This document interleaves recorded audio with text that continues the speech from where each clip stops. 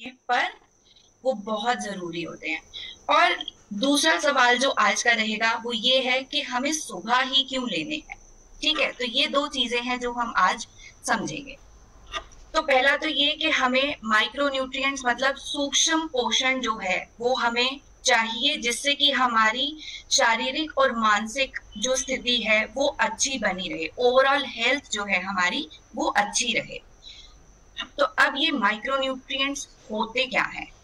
तो माइक्रो का मतलब है छोटा, कम मात्रा में चाहिए, और न्यूट्रिएंट्स मतलब पोषण तत्व। तो माइक्रो न्यूट्रिएंट्स क्या हुए? वो पोषण तत्व जिनको हमें कम मात्रा में लेना है पर लेना बहुत जरूरी है। तो ये दो तरीके के होते हैं, एक होता है विटामिन और एक होते हैं हमारे मिनरल्स। अब विटामिन भी अगर हम समझे तो वो आगे दो तरीके के होते हैं। कुछ ऐसे होते हैं जो फैट में सॉल्युबल होते हैं हमारी बॉडी में, और एक कुछ होते हैं जो पानी में इजीली सॉल्युबल हो जाते हैं। पर मिनरल्स जो होते हैं वो जनरली हमारी बॉडी में जाकर घुलते नहीं है। पर इन विटामिन एंड मिनरल्स का बहुत ही एक महत्वपूर्ण रोल है हमारी बॉडी के अंदर। तो अगर हम बात करें वाटर सॉल्युबल विटामिन की, तो इसमें कौन से विटामिन आते हैं? इसमें होते हैं हमारे जैसे कि सारे विटामिन बी जो हमें ऊर्जा देते हैं हमारे शरीर को, या बायोटिन या विटामिन सी। तो ये सभी प्रकार के जो हमारे विटामिन हैं ये वाटर सॉल्युबल होते हैं और ये इजीली हमारी बॉडी के अंदर पानी में सॉल्युबल हो जाते हैं। पर यही अगर हम बात करें फैट सॉल्युबल विटामिन की, तो ये होते हैं 4 विटामिन जिसे आप इजीली डेक के नाम से याद रख सकते हैं। Vitamin D, vitamin A, vitamin के एंड विटामिन ई। तो ये जो विटामिन होते हैं ये हमारे होते हैं फैट सॉल्युबल विटामिन। अब इसके बाद अगर हम बात करें कि मिनरल्स क्या होते हैं।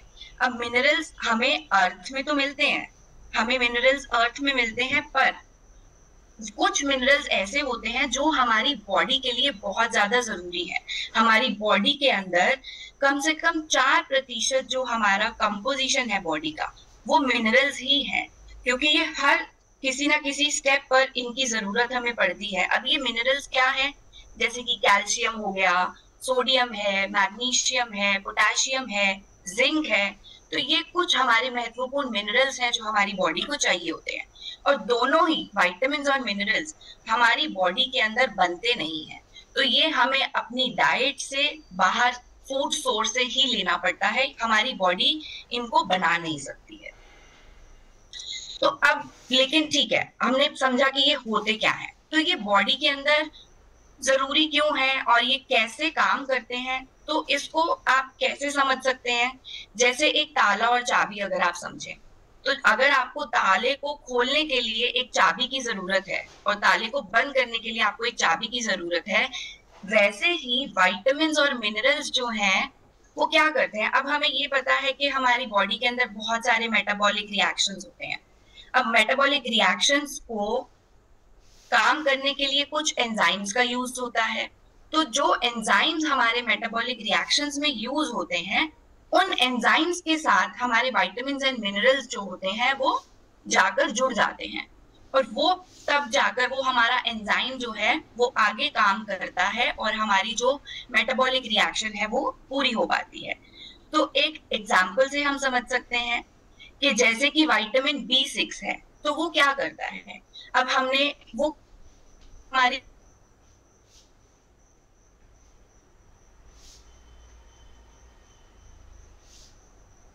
छोटे छोटे टुकड़ों में, तो वैसे ही हमें प्रोटीन को बॉडी के अंदर पूरा उसका वैल्यू एब्जॉर्ब करने के लिए हमें क्या करना होगा?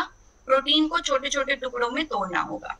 तो पहले हमने प्रोटीन लिया, हमारे डाइजेस्टिव सिस्टम ने उसको अमाइनो एसिड में कन्वर्ट कर दिया, पर वो अमाइनो एसिड हमारी बॉडी को एनर्जी और ऊर्जा कैसे देगा? तो वो क्या करते हैं, अमाइनो एसिड के ऊपर विटामिन B6 जाकर एक्ट करता है और वो एक डीअमीनेशन मतलब अमोनिया जो होता है उसको रिमूव करता है, फिर वो एक सिंपल एनर्जी मॉलिक्यूल बनता है और फिर हमारी बॉडी जो है वो उस एनर्जी को ले पाती है। तो ये हुआ कि कैसे विटामिन B6 जो है वो प्रोटीन को एब्जॉर्ब करने में हेल्प करता है। ऐसे ही अगर हम एक और चीज समझे कि हमें पता है कि हमारी बॉडी में जो रेड ब्लड सेल्स बनते हैं या जो हमारी बॉडी में हीमोग्लोबिन बनता है, उसके लिए आयरन बहुत ही ज्यादा जरूरी होता है। तो आयरन क्या करता है, आयरन जाता है, वो हमारा हीम नाम का एक मॉलिक्यूल होता है जिसको बनाता है, और उस हीम से फिर वो ऑक्सीजन के साथ बाइंड करके हीमोग्लोबिन बनता है, और फिर हमारे रेड ब्लड सेल्स बनते हैं, जिससे कि हमारी बॉडी के अंदर एक प्रॉपर ब्लड फ्लो होता है। तो ये कुछ एग्जाम्पल्स हैं जिससे हम ये देख रहे हैं कि विटामिन्स एंड मिनरल्स जो हैं वो भले ही छोटी मात्रा में चाहिए हो, पर ये बहुत ही जरूरी होते हैं। तो अब क्या करते हैं, ये क्यों जरूरी है? विटामिन्स जो हैं, बहुत सारे विटामिन्स होते हैं, और ये हमारे देखने की जो रोशनी है उसको बढ़ाते हैं। हमारी बॉडी में जो बॉडी की पैथोजन से लड़ने की शक्ति है, हमारी इम्यूनिटी है, उसको बूस्ट करते हैं, उसको बढ़ाते हैं। हमारी अच्छी स्किन की हेल्थ के लिए बहुत जरूरी है। हमारे जो ब्रेन फंक्शनिंग के लिए, जो या हमारी नसें हैं, उनके अच्छे से काम करने के लिए भी हमें विटामिन्स की जरूरत होती है।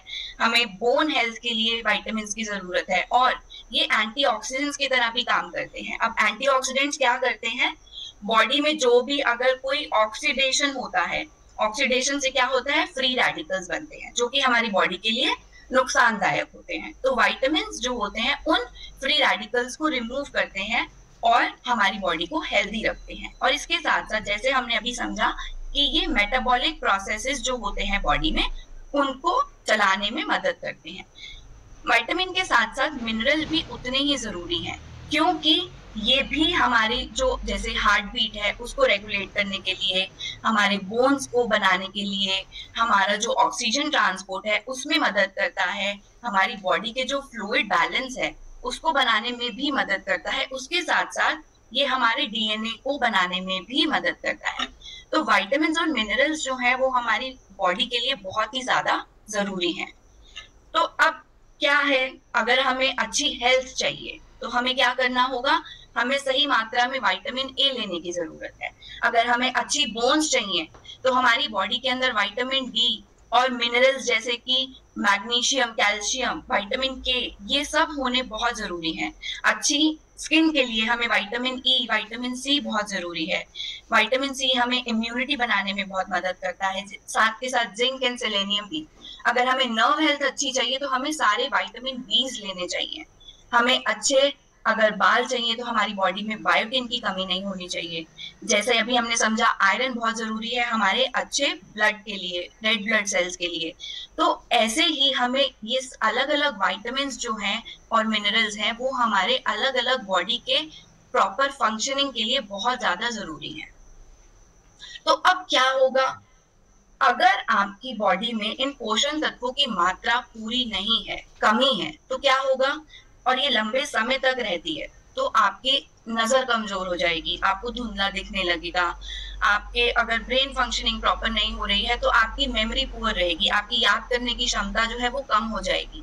अब अगर आपकी नर्व्स में, आपके मसल में वो ताकत नहीं है तो आपके मसल वीकनेस होने लगेगी, क्योंकि आपको अपने बैलेंस डाइट के साथ साथ ये ध्यान रखना है कि आपको वो सारे पोषण तत्व सही मात्रा में मिल रहे हैं जिससे कि आप मसल बिल्डिंग कर सकें। अगर आपको सही मात्रा में पोषण नहीं है तो आपको वो मेंटल क्लैरिटी नहीं रहेगा, आपको कंफ्यूजन रहेगा, और कभी कभी सही पोषण ना होने की वजह से भी हमारे को भूख नहीं लगती है, तो हमारी एपेटाइट कम हो जाती है, जिससे कि हम और ज्यादा डिजीज प्रोन की ओर बढ़ते हैं। और इसके साथ साथ हमें बॉडी के अंदर थकान बहुत महसूस होती है, हमारी बॉडी में एनर्जी नहीं रहती है, और अगर ये लंबे समय तक रहता है तो डिप्रेशन भी हो सकता है।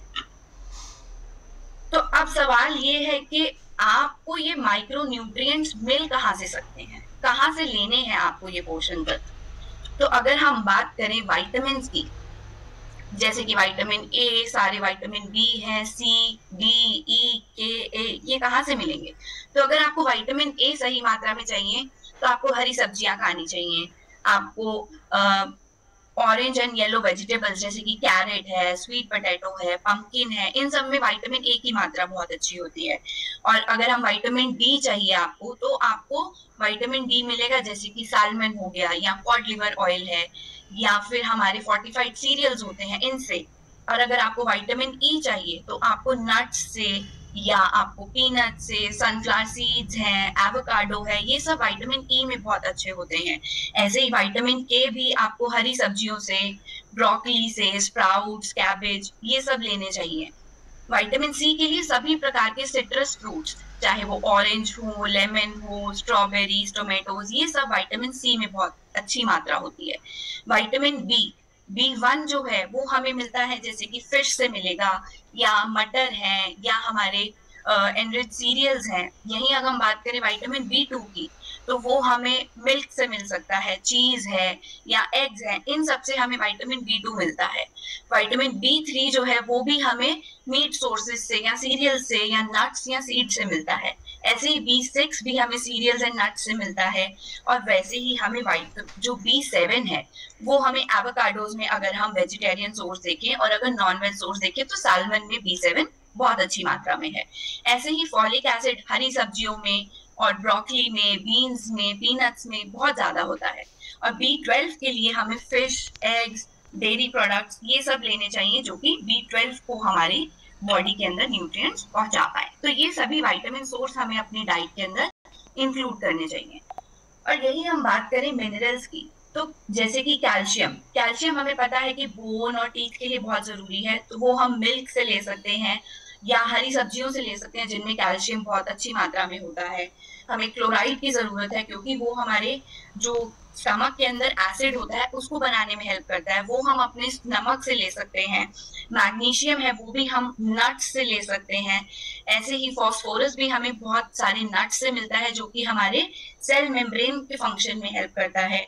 पोटेशियम हमें बनाना से मिल सकता है, जो दालें हैं उनसे मिल सकता है। ये हमारा बॉडी फ्लूइड और ब्लड प्रेशर को रेगुलेट करने में हेल्प करता है। और पोटेशियम के साथ साथ सोडियम भी हमारा ब्लड प्रेशर और बॉडी फ्लूइड को मेंटेन करने के लिए जरूरी होता है। ये भी हम हमारे सॉल्ट या वेजिटेबल जूसेस जो होते हैं उनसे ले सकते हैं।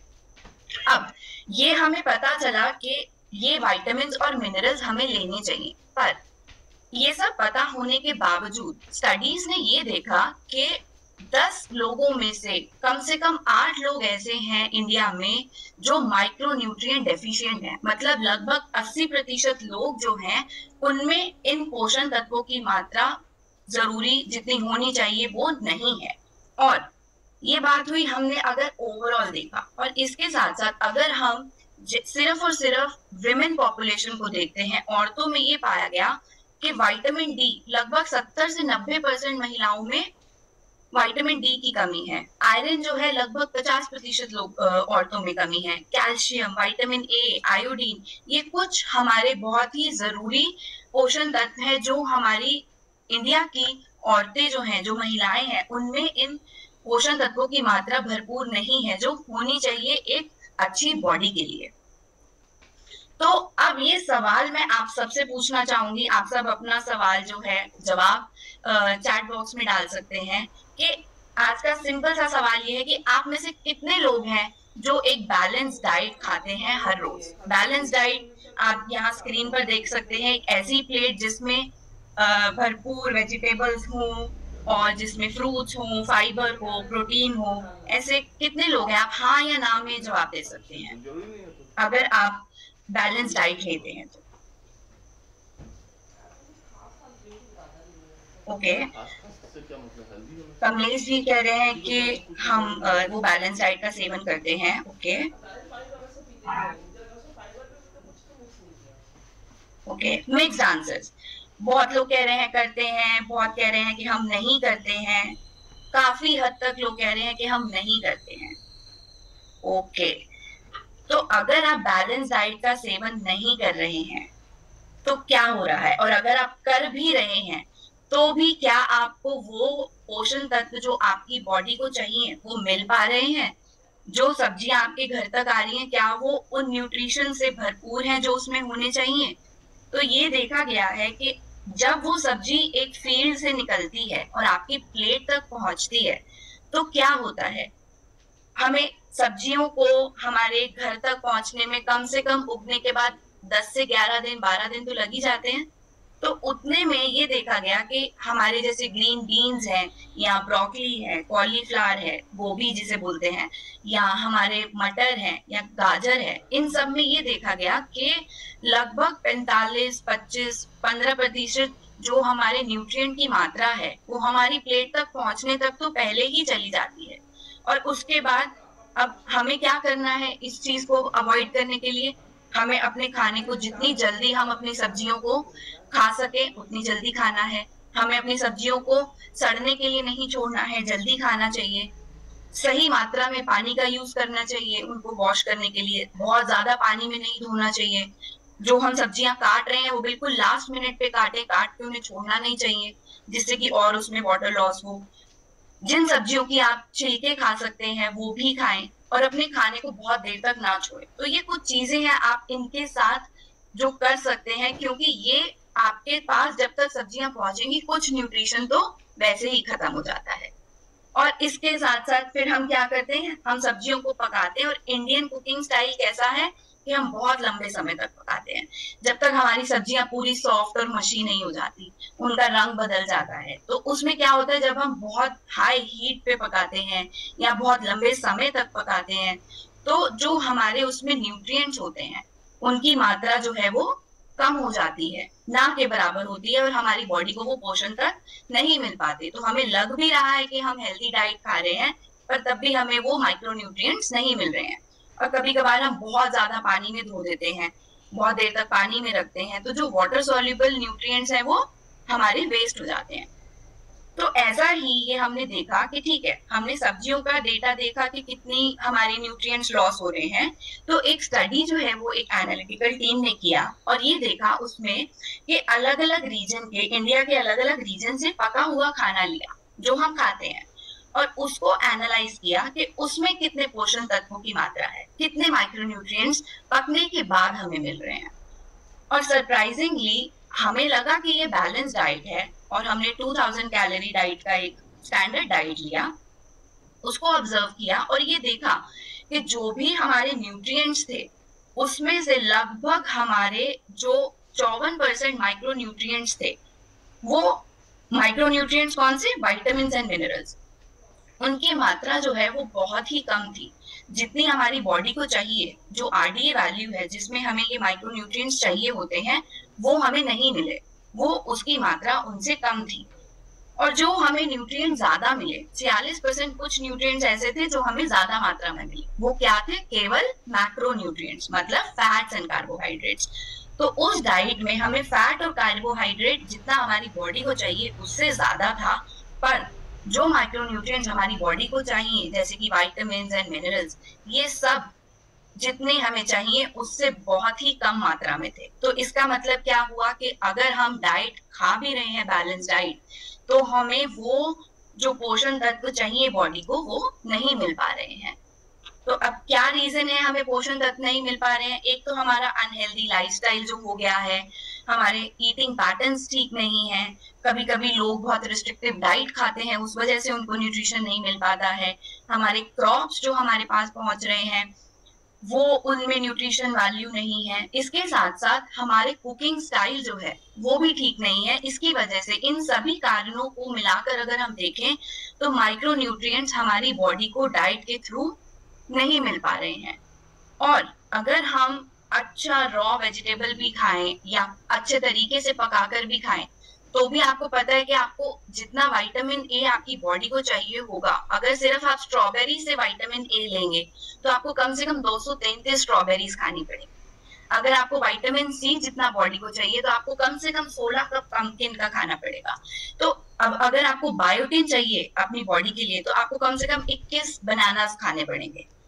तो क्या आपके लिए ये पॉसिबल है इतना सारा खाना जिससे कि आपकी रोज की जो विटामिन की और मिनरल्स की जो क्वांटिटी है वो पूरी हो पाए, आपको जो सही मात्रा में एक बैलेंस्ड पोषण तत्व मिले? थोड़ा मुश्किल है। तो अब ये बताइए कि कितने लोग हैं जो हमारा इतना सारा खाना खा सकते हैं इन माइक्रोन्यूट्रिएंट्स की नीड को पूरा करने के लिए? बहुत ही कम, ना के बराबर होंगे लोग जो खाते होंगे, कुछ होंगे जो खाते होंगे बट बहुत ही कम। तो अब आप लोगों से ये सवाल है मेरा, आप अपने आंसर्स चैट बॉक्स में डाल सकते हैं कि माइक्रोन्यूट्रिएंट जो गैप है, जो हमें डाइट से नहीं मिल पा रहा है, उसको हम पूरा कैसे कर सकते हैं? किस तरीके से हम अपने इस गैप को पूरा करें जिससे कि हमारी बॉडी को जो रोज का विटामिन और मिनरल चाहिए वो मिल पाए?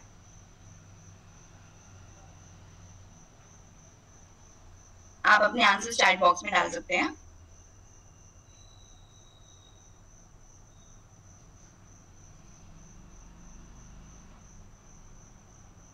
Exactly exactly. तो आंसर्स आने शुरू हुए कि कुछ ऐसे प्रोडक्ट लें जिससे कि हमें माइक्रोन्यूट्रिएंट्स जो हैं वो पूरे मिलने चालू हो जाएं, राइट? तो अब लेकिन अब आंसर क्या है कि हमें माइक्रोन्यूट्रिएंट सप्लीमेंट लेना पड़ेगा। अगर हमारे को खाना सही खा रहे हैं उसके बावजूद न्यूट्रिएंट नहीं मिल पा रहा है, तो हमें माइक्रोन्यूट्रिएंट सप्लीमेंट लेना पड़ेगा खाने के साथ, जिससे कि जो भी कमी हमारे खाने में रही है वो सप्लीमेंट से पूरी हो जाए। पर अब लेकिन सवाल आएगा कि सप्लीमेंट्स तो बहुत सारे हैं, अब कौन सा सप्लीमेंट हमें सिलेक्ट करना है ना? अब सप्लीमेंट सिलेक्ट करते हुए आपको कुछ चीजें हैं जो दिमाग में जरूर रखनी चाहिए कि जिससे कि आप एक अच्छा और एक इफेक्टिव माइक्रोन्यूट्रिएंट सप्लीमेंट सिलेक्ट कर सके। तो वो क्या चीजें हैं जो आपको सिलेक्ट करनी चाहिए?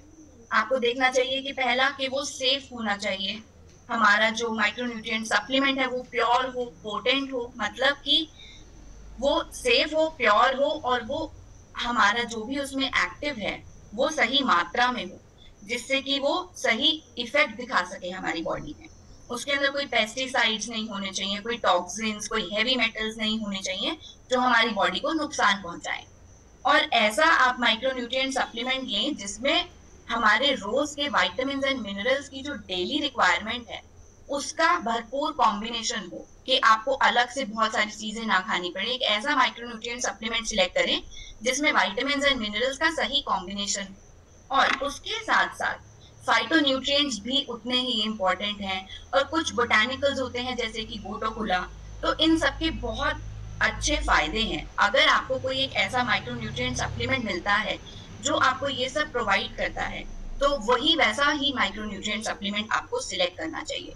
पर ये सब बातों को ध्यान में रखते हुए एक बहुत जरूरी चीज है जो आपको ध्यान में रखनी चाहिए कि आपका माइक्रोन्यूट्रिएंट सप्लीमेंट जो है वो उसके अंदर ये क्षमता होनी चाहिए कि जो भी माइक्रोन्यूट्रिएंट उस प्रोडक्ट में हो वो हमें सही एब्जॉर्प्शन साइट पर जाकर पहुंचाए। मतलब अब ऐसा क्यों है कि अब माइक्रोन्यूट्रिएंट्स बहुत सारे हैं हमारे, अलग अलग प्रकार के विटामिन हैं, अलग अलग तरीके के मिनरल्स हैं, तो हमारी बॉडी के अंदर भी जो हमारा डाइजेस्टिव सिस्टम है उसके अलग अलग एब्जॉर्प्शन साइट्स होते हैं।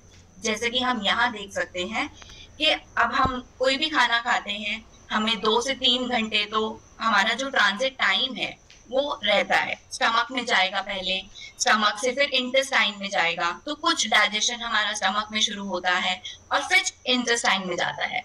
तो जो स्टमक में है कुछ हमारे ऐसे विटामिन एंड मिनरल्स होते हैं जो स्टमक में एब्जॉर्ब होते हैं, कुछ हमारे विटामिन एंड मिनरल्स होते हैं जो इंटेस्टाइन में होते हैं। पर इंटेस्टाइन में भी अलग अलग विटामिन, अगर जैसे मैं देखूं स्टमक के अंदर हमारा कॉपर, आयोडीन, मॉलिब्डेनम, ये जो है वो स्टमक के अंदर एब्जॉर्ब हो जाते हैं। पर ज्यादातर जो हमारे मिनरल्स या विटामिन हैं वो हमारे इंटेस्टाइन में जाकर एब्जॉर्ब होते हैं। अब इंटेस्टाइन में भी अलग अलग भाग हैं। शुरुआत का भाग जैसे ड्यूोडेनम हुआ, फिर जेजुनम आया, फिर इलियम आया, तो अलग अलग हिस्सों पर अलग अलग विटामिन एब्जॉर्ब होते हैं। जैसे कि कैल्शियम, फास्फोरस, मैग्नीशियम, ये हमारा शुरू के रीजन में ही एब्जॉर्ब हो जाता है। फिर हमारे आते हैं विटामिन सी, ए, डी, ई, ये सब एब्जॉर्ब होते हैं। फिर हमारे इलियम होता है, इलियम में हमारे विटामिन के, मैग्नीशियम, विटामिन B12, तो अलग अलग रीजन पर इनकी एब्जॉर्प्शन साइट है। तो अगर आपको कोई एक ऐसा प्रोडक्ट मिले जो इन पर्टिकुलर साइट के ऊपर जाकर आपके प्रोडक्ट को, एक्टिव को पहुंचा पाए, तो उसका एब्जॉर्प्शन जो है वो भरपूर होगा, उसकी बायोअवेलेबिलिटी बढ़ेगी और उससे आपको न्यूट्रिएंट वैल्यू जितनी आपकी बॉडी को चाहिए वो सही मात्रा में मिल पाएगी।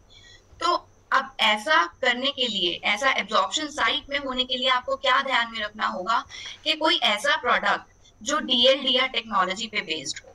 जिसे DLDR का क्या मतलब है, डुअल लेयर डिलेड रिलीज, मतलब कि हम कुछ इस तरीके से प्रोडक्ट को बनाएं कि कुछ एक्टिव जैसे कि हमारा कैल्शियम मैग्नीशियम है वो स्टमक में ही रिलीज हो जाए, और कुछ ऐसा हमारे लेयर हो उस प्रोडक्ट में जो कि सिर्फ और सिर्फ इंटेस्टाइन में रिलीज हो, और इंटेस्टाइन में भी इस तरीके से रिलीज हो कि वो उसके एब्जॉर्प्शन साइट पर पहुंचा पाए। तो ये कुछ चीजें हैं जो हमें ध्यान में रखनी चाहिए एक माइक्रो न्यूट्रिएंट सप्लीमेंट सिलेक्ट करते टाइम।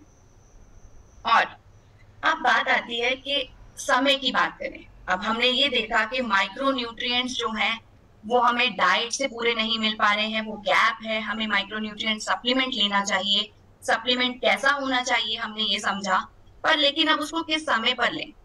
तो स्टडीज ने ये दिखाया कि जनरली अगर आप अपना ब्रेकफास्ट स्किप करते हैं, तो एक 240 सब्जेक्ट्स के ऊपर ये स्टडी की गई, उनको 3 महीने का डाइटरी इंस्ट्रक्शन दिया गया और उनको 9 महीने का एक मेंटेनेंस फेज में रखा गया, और फिर उनको देखा कि क्या हो रहा है। तो जो लोग ब्रेकफास्ट स्किप कर रहे थे उनमें ये देखा गया कि थायमीन, फोलेट, नियासिन, इन सब की मात्रा जो थी विटामिन की उनकी बॉडी के अंदर बहुत ही कम पाई गई जो ब्रेकफास्ट ले रहे थे उनसे। ऐसा ही एक और स्टडी था जो national health and nutrition examination ने सर्वे किया। उन्होंने 18,900 लोगों से ज्यादा लोगों पर ये सर्वे किया और एक 8 साल की ड्यूरेशन में, और उन्होंने ये देखा कि जो लोग ब्रेकफास्ट खा रहे हैं उनमें vitamin A, D, C, calcium, potassium, folate, इन सब की मात्रा जो थी वो कंपैरेटिवली ज्यादा थी एज कंपेयर टू जो ब्रेकफास्ट नहीं खा रहे हैं, रिलेटिवली ज्यादा थी। पर और इसके साथ साथ एक और स्टडी थी जिसमें 8,174 लोगों के ऊपर की गई, और उसमें ये देखा गया कि जो लोग ब्रेकफास्ट कर रहे हैं उनके जो पूरी बॉडी का ओवरऑल एनर्जी जो उनको ऊर्जा मिल रही है वो केवल सिर्फ ब्रेकफास्ट से ही मिलती है। पर अब ये मात्रा उनमें ज्यादा तो पाई गई, पर क्या वो उतनी थी जितनी हमारी बॉडी को चाहिए। तो ये एक स्टडी देखी गई, उसमें 2 स्टडीज और देखी गई जिसमें क्या किया उन्होंने, ब्रेकफास्ट के साथ साथ उन्होंने सप्लीमेंटेशन भी देना शुरू किया। तो उन्होंने क्या किया, मल्टीविटामिन सप्लीमेंट दिए।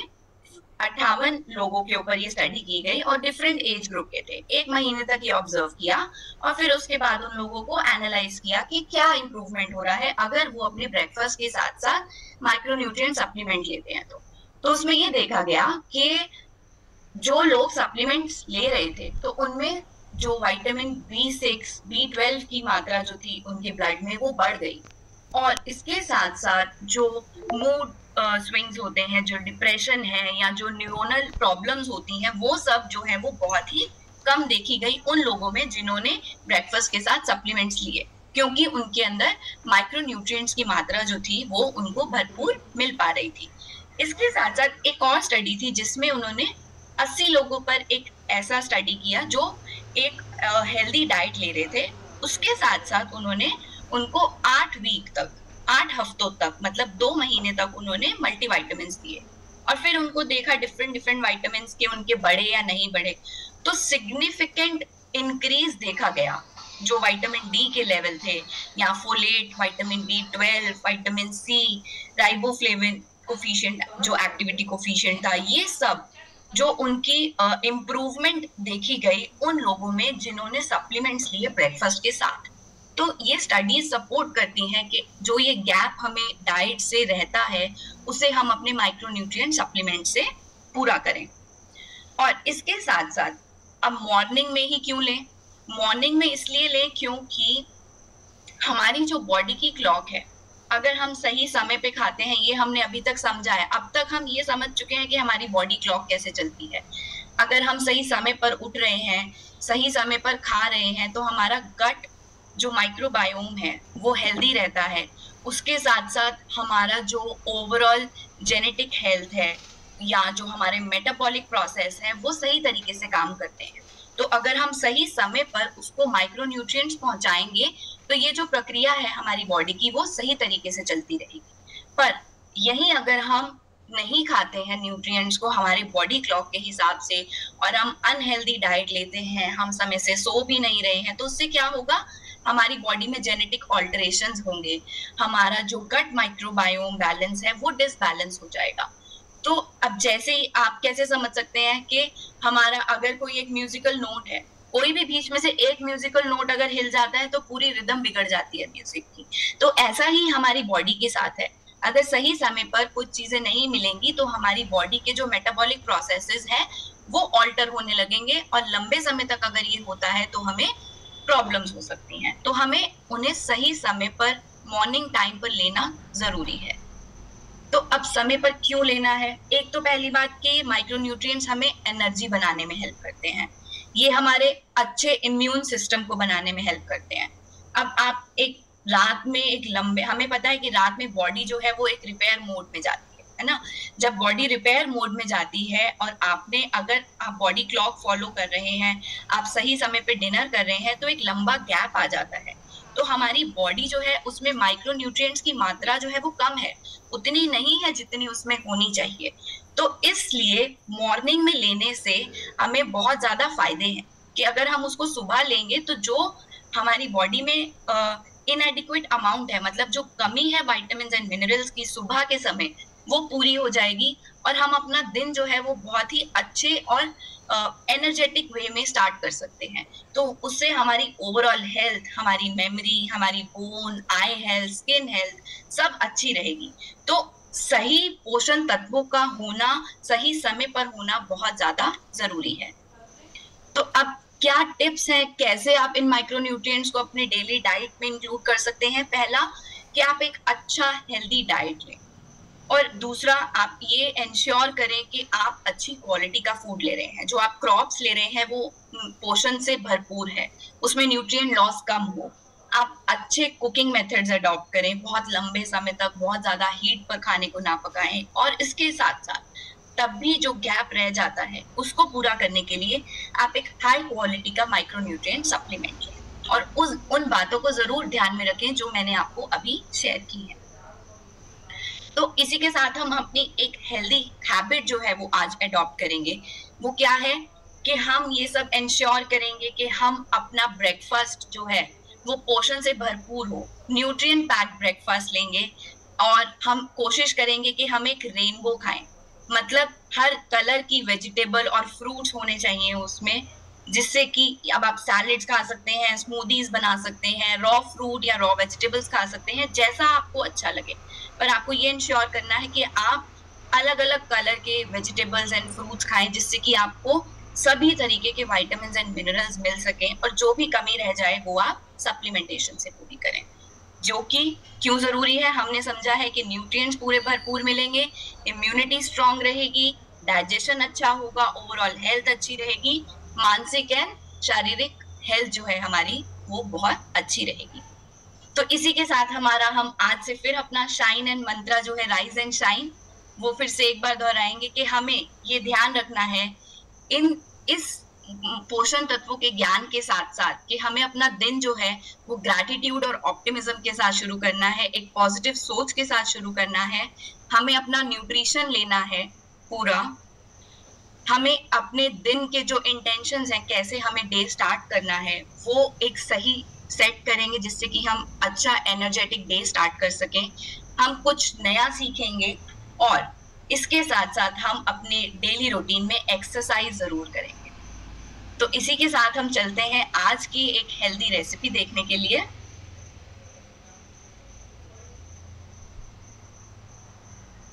आज का रेसिपी रहेगा फॉर द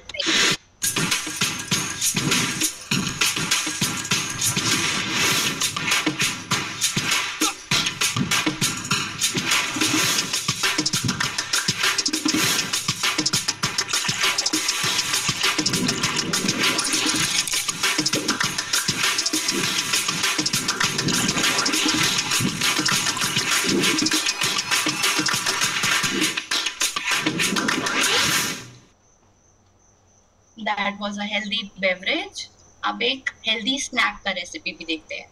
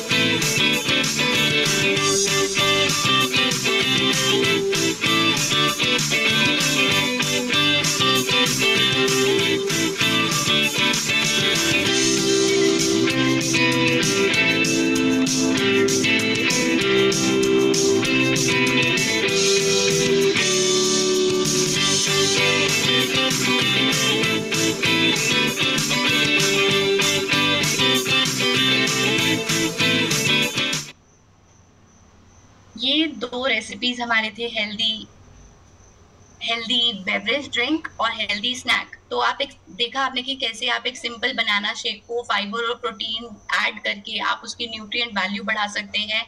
ऐसे ही आप सिंपल राइस इडली के बजाय आप मिलेट इडली बनाएं और उसके साथ साथ आप उसमें फाइबर एंड प्रोटीन ऐड करके उसकी न्यूट्रिएंट वैल्यू को बढ़ा सकते हैं।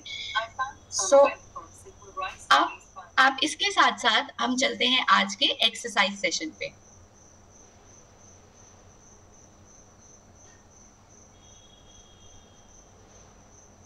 Very happy good morning everyone. और आज हम करने वाले हैं 20 सिटअप्स। ये बहुत ही अमेजिंग होने वाला है एंड यस थोड़ा चैलेंजिंग भी होने वाला है, तो इसलिए मैं आपको बहुत अच्छी से वेरिएशंस भी सिखाऊंगी।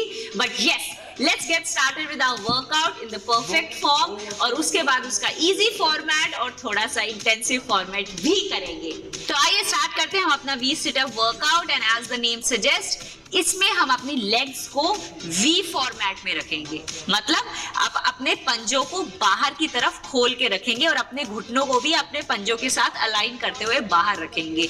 और हम ऐसा क्यों कर रहे हैं, क्योंकि बहुत बार जब आप सिटअप्स करते हैं तो आप अपनी लेग्स की पावर से ऊपर उठ के बैठ जाते हैं, लेकिन इसमें हम अपने कोर को इंटेंसिफाई करना चाह रहे हैं, अपनी सारी कोर की मसल्स यूज करना चाह रहे हैं, इसलिए अपने लेग्स को खोल के ही रखेंगे। मैट पे लेट जाएंगे और अपनी पूरी कोर मसल्स, मतलब चेस्ट से लेकर पेल्विक फ्लोर तक, ये सारी की सारी मसल्स को स्क्वीज करते हुए ऊपर उठ के आएंगे, मतलब वी सिट अप। इसके लिए हम अपने हाथों को पूरा पीछे लेकर जाएंगे, एक लंबी गहरी सांस भरेंगे, सांस छोड़ते हुए, सांस भरते हुए वापस। इनफैक्ट आप देखेंगे कि आपको सांस भरने की जरूरत नहीं पड़ती है। जब आप नीचे आते हैं तो आपकी बॉडी ऑटोमेटिकली इनहेल कर लेती है। तो अपनी मूवमेंट को बेटर करने के लिए आप सांस छोड़ेंगे और कोशिश करके लंबा गहरा सांस छोड़ेंगे, तो अपने मुंह से ब्रेथ को ऐसे छोड़ सकते हैं। जब आप मुंह से सांस को छोड़ेंगे तो अपनी नाभि को अंदर की तरफ स्क्वीज करेंगे, तो आपका वर्कआउट बेटर हो जाएगा। आप करेंगे इसके मिनिमम 15 रेप्स एंड 3 सेट्स। और वो सभी लोग जो इस तरह से 20 सिटअप नहीं कर पा रहे हैं, उनके लिए हम लेकर आए हैं वेरिएशन। तो इस वेरिएशन में आपको पूरा ऊपर उठ के नहीं आना है, आपको नेगेटिव मूवमेंट में जाना है। मतलब आप इसी तरह से वी में बैठेंगे, अपनी लेग्स को खोल के, अपने हाथों को ऊपर रखते हुए उतना नीचे जाएंगे जहां तक आप जा सकते हैं, और फिर वापस ऊपर, फिर उतना नीचे जाएंगे जहां तक आप जा सकते हैं, फिर वापस ऊपर। मतलब instead of training to rise up from the mat, आप अपने कोर को इस तरह से ट्रेन करेंगे कि आप उतना नीचे जाएं जहां तक आप जा सकते हैं, फिर वापस ऊपर, down and up, down and up. और इस तरह से धीरे धीरे आप अपनी स्ट्रेंथ को बिल्ड कर सकते हैं। और आप मैट पे ही लेट सकते हैं और सिर्फ उतना ऊपर आएंगे जितना आप आ जा सकते हैं, और धीरे धीरे यू विल रियलाइज आप इस तरह से बिल्ड कर सकते हैं अपनी स्ट्रेंथ, और फिर पूरा सिटअप भी कर सकते हैं। मतलब आप यहाँ से सिर्फ उतना ऊपर आएंगे जहां तक आप राइज अप कर सकते हैं। मतलब कोर को एंगेज करेंगे, लंबी गहरी सांस भरेंगे, सांस छोड़ते हुए,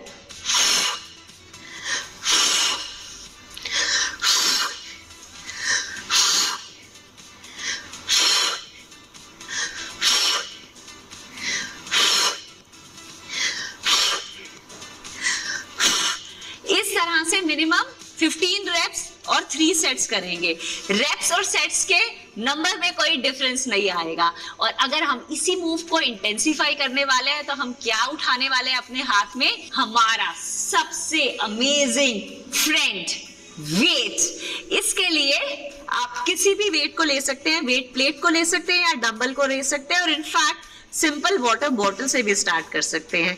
पूरा स्ट्रेच करते हुए नीचे लेकर जाएंगे, लंबी गहरी सांस भरेंगे, सांस को छोड़ते हुए ऊपर की तरफ।